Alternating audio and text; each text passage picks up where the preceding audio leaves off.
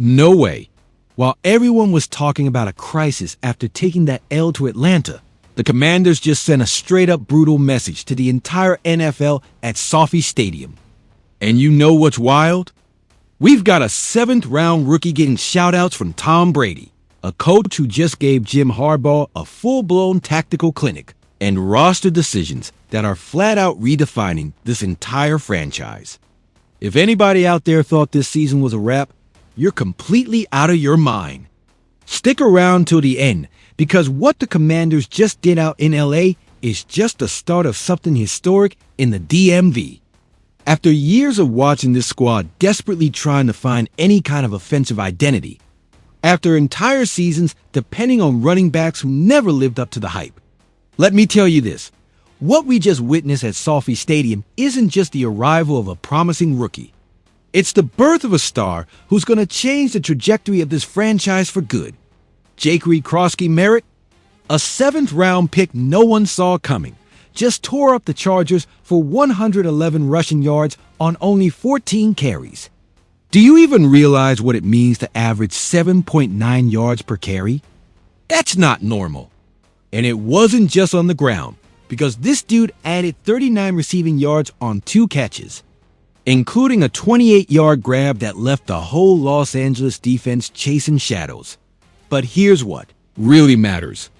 What separates this rookie from any other back we've had in recent years?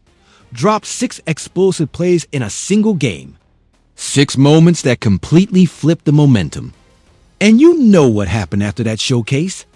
Tom Brady, the man with 7 Super Bowl rings, the ultimate winner in NFL history, personally handed him the LFG Player of the Game award. Now let me ask you, when's the last time a Commanders rookie got that kind of recognition from a living legend? When's the last time the entire league looked at Washington for something positive and not another scandal or letdown? Honestly, you probably have to go back years, maybe even decades to find a moment like that dot. And listen to what Crosky-Merritt told Brady in that post-game interview. This definitely gives me a lot of confidence. Gotta thank God, my teammates, my family, for sticking with me all the way. I feel amazing. I'm super grateful to this organization for believing in me, for trusting me. You hear that? Humility, gratitude, winner's mindset. That is pure burgundy and gold, baby. But let's go a little deeper, because there's some technical stuff here that people are overlooking. Crosky-Merritt isn't just running hard.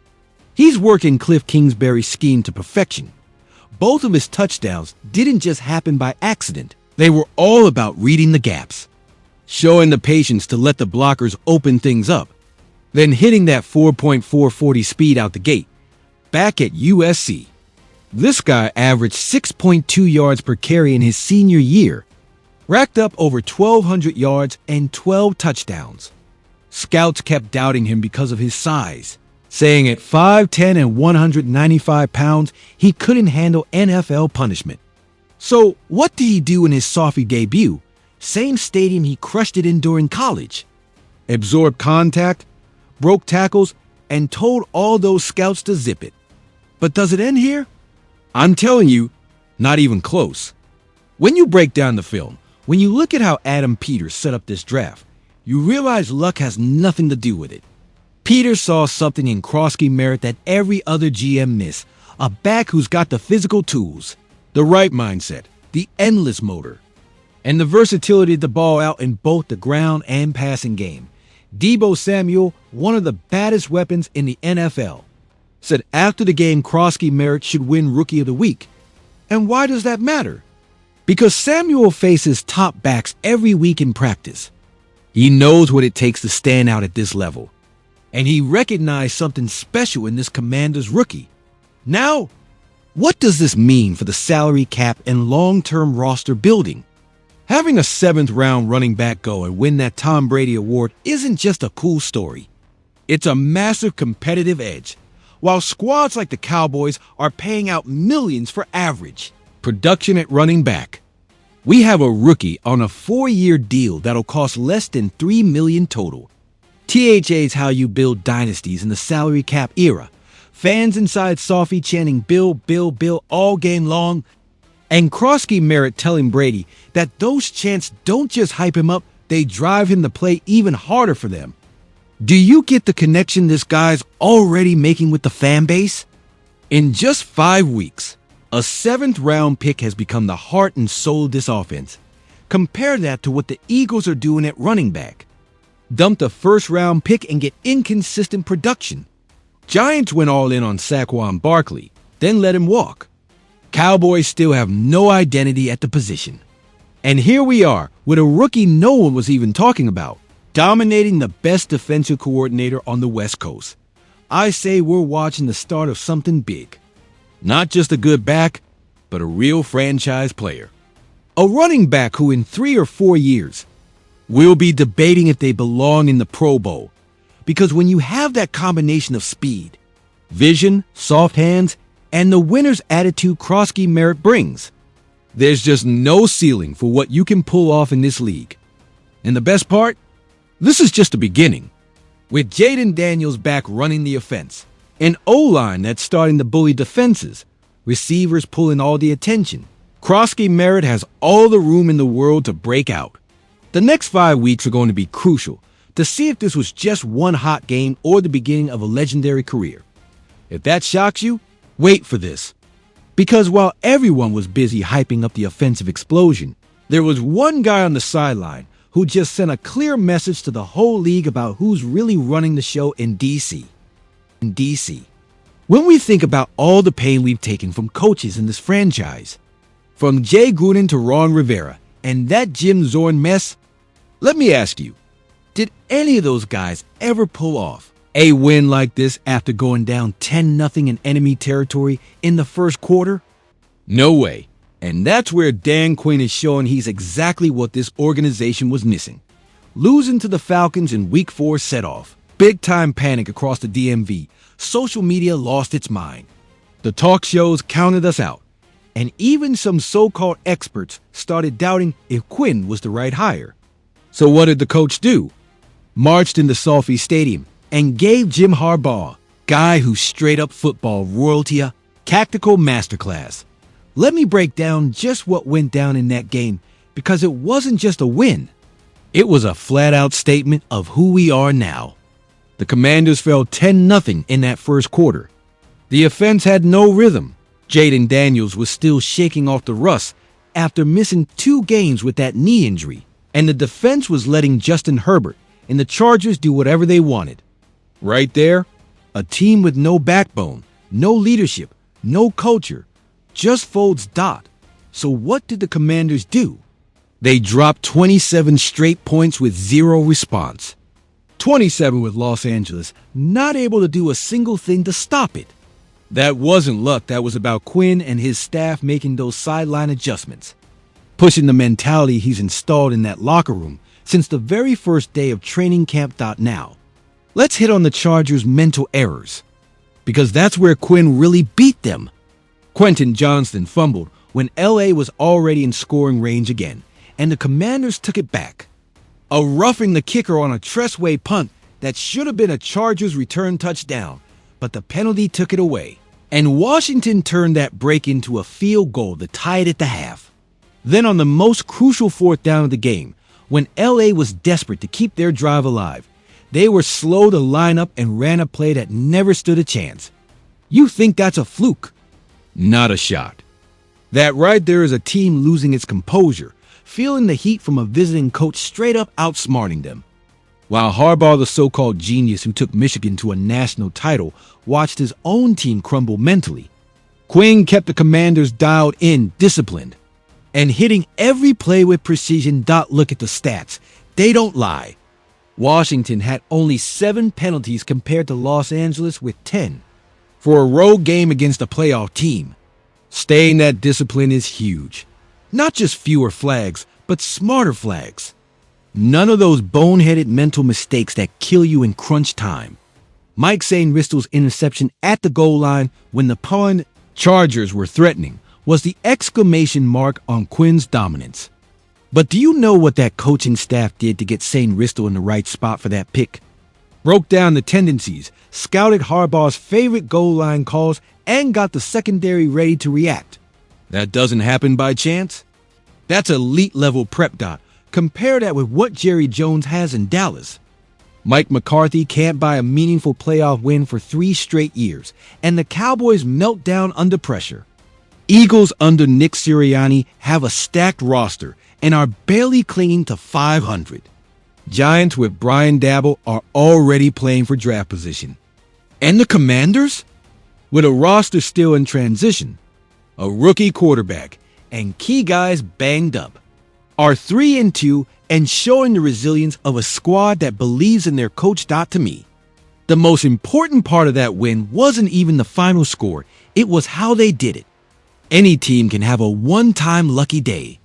But to fall down 10-0, stay poised, adjust on the fly, then dominate the rest of the way, that takes a level of coaching and leadership we haven't seen in Washington for decades.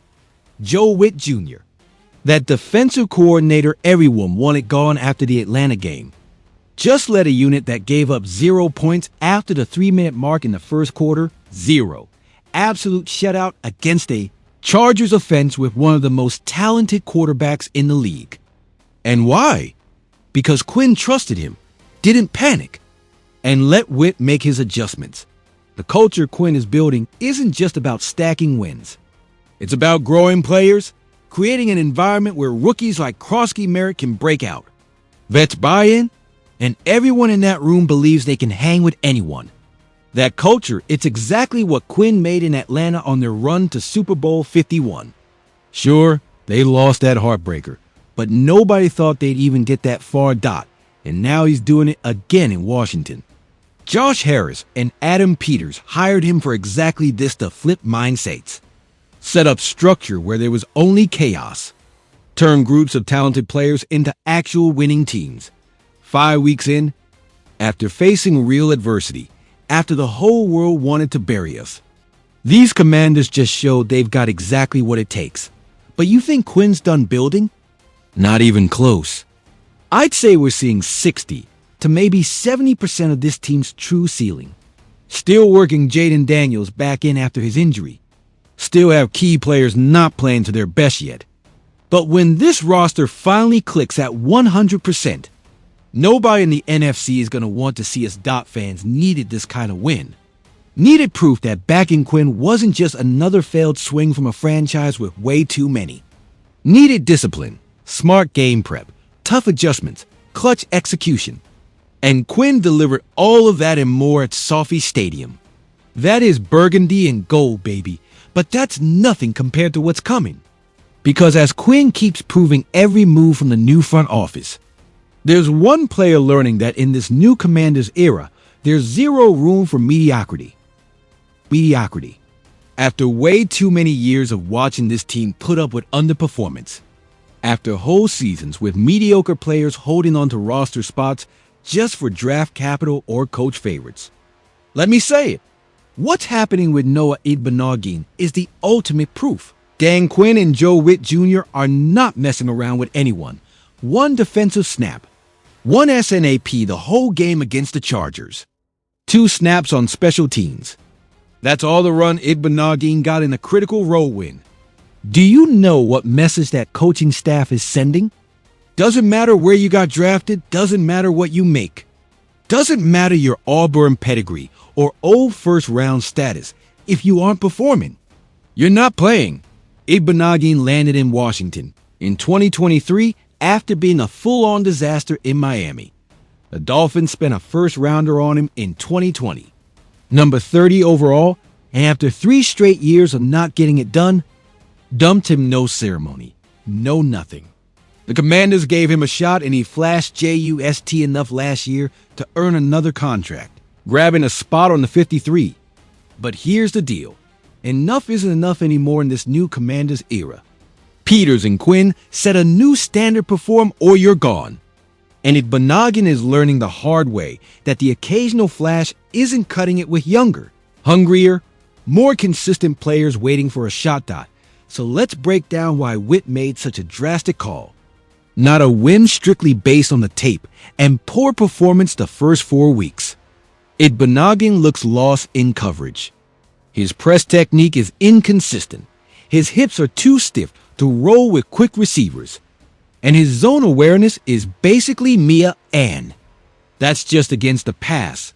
Against the run, the thing he's supposed to excel at with his size and athleticism. Igbinoghene is a straight-up liability, losing his gap, getting blocked by receivers who shouldn't bully him. And when he's got to make open field tackles, more often than not, he misses and gives up extra yards. That just can't happen for a corner in today's NFL. Now, look at what Mike Sangristo is doing. A second-round rookie who showed up with none of Igbinoghene's hype or first-round shine. And look who's making clutch picks at the goal line now, while Igbinoghene can't even get on the field. Difference isn't raw talent. It's preparation. It's consistency. It's mindset. Can Igbinoghene come back from that? I think the road is extremely tough. Once you lose your coordinator's trust in this league, especially one like Witt, with full head coach support, it takes pretty much a miracle string of events to get it back. This is year 3 for Quinn and Witt working with Igbinoghene, counting his time in Dallas. They know him inside out. They know the strengths, the weaknesses, the mental limits. And after 3 years of trying to unlock his game, giving him chances, being patient with the learning curve, they're at the point he's just not the guy they need in their secondary. Chances are, unless Washington gets slammed with injuries in the secondary, there's no real path for Igbinoghene to get a serious role this year. And come the offseason, when Peters is breaking down the roster for 2026, do you really see a corner who barely played and was weak when he did survive in the cuts? I'd say he's toast. This is what separates winners from losers in the NFL. Teams like Belichick's Patriots, Tomlin's Steelers, Shanahan's 49ers, they don't tolerate underperformance. No matter the draft pedigree. Don't produce? Someone else gets your spot. And finally, the Commanders are moving with that same ruthless mentality. I think Igbinoghene has the physical gifts to be a contributor. Somewhere. 6'1", 200 pounds, ran a 4.48 at the combine. Those are top-tier corner numbers. But football's more than just being athletic. You need brains, technical consistency, the ability to shake off mistakes and get better every week. In those areas, Igbinoghene just hasn't stepped up. Compare his spot to what's happening in other divisions. The Eagles have high-drafted corners underperforming, and Sirianni keeps sending them out there for the draft investment. The Cowboys keep defensive guys Jerry Jones loves for upside that never pans out. The Giants are buried in bad contracts because they won't admit mistakes. Meanwhile, under the new regime, the Commanders are showing they do have the guts to make the tough cuts. Most important thing about all this, it sends the whole roster a message. Every guy in that locker room knows now, doesn't matter who you are, where you've been. Only thing that matters is what you're producing on the field right now. That drives real competition, raises the level of the whole unit, separates mediocre teams from legit contenders. Igbinoghene's gotta look in the mirror and decide if he wants a piece of this new era in Washington, or if he'll just end up another casualty of the culture change. Ball's in his court, but the clock's ticking, and every week without serious production is another week closer to the exit door. So let's recap what just went down. A 7th-round rookie getting awards from Tom Brady, a coach showing he's one of the best in the business, and a franchise finally running at the standard an NFL organization needs. You really think the Commanders from 3 years ago, the Ron Rivera and Dan Snyder era, would have pulled this off at Sophie? Would have had the scouting to find Kroski merit in the 7th? Would have had the guts to basically bench a former first-rounder like Igbinoghene? I'll tell you flat out nitrogen monoxide way. But that's not this team anymore. This is a new era accountability, structure, decisions based on performance, not politics. And if anyone thought this squad was going to fall apart after the Atlanta loss, if you were doubting Quinn, if you didn't trust Peters in the draft, this win should make you rethink all of it. Now let me ask, do you believe Kroski Merritt can keep up this level all season? Think Quinn's got the chops to lead this team back to the playoffs and beyond? And what about Idbenadine? Should he get another shot? Or is it time to move on? Drop your answers in the comments right now, because these are the convos shaping the season. If you're not subbed to this channel yet, haven't smashed that like button, what are you waiting for? I promise tomorrow we'll have even more explosive news about this team writing history right in front of our eyes. This community we're building together isn't just a YouTube channel. It's a family of fans who bleed burgundy and gold, who live and die with every snap, who believe in what Peters and Quinn are building in the DMV. So hit like if you think Krosky Merritt is going to be a Pro Bowler in 3 years. Subscribe if you believe Quinn's the right coach to take us to the Super Bowl. And comment with your Monday Night Football predictions against Chicago. Because this convo is just getting started. And remember, hail to the Redskins.